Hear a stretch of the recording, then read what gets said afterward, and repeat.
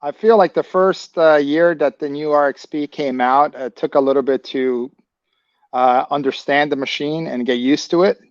But as I did, I found out that it's an extremely reliable and a predictable machine. Yes.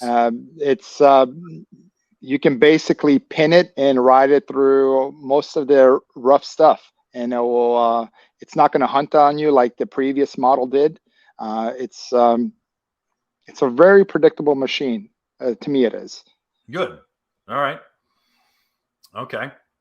Now, in taking that, which it's interesting because the PX being a sportier, more of a closed course geared machine, it was really initially designed to be, more of a corner carver and a buoy course machine.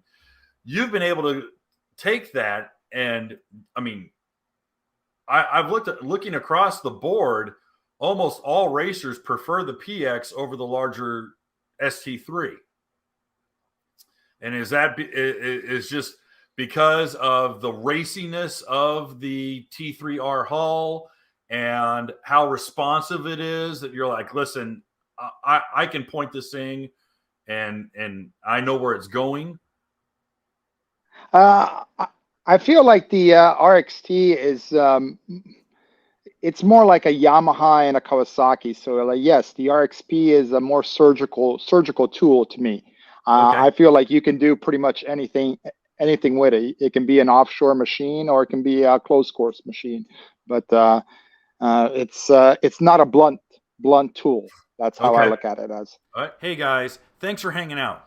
This clip was taken from our weekly podcast that we record here every Sunday night at 8 p.m. Eastern Standard Time. If you want to watch the whole video, you can go to the Watercraft Journal's YouTube channel, go to playlists, and then click on live sessions. You're going to see it there. Otherwise, go ahead and leave a like, a comment, and definitely subscribe to the channel. It helps us grow. And again, thanks again for watching our videos, and we hope to see you soon.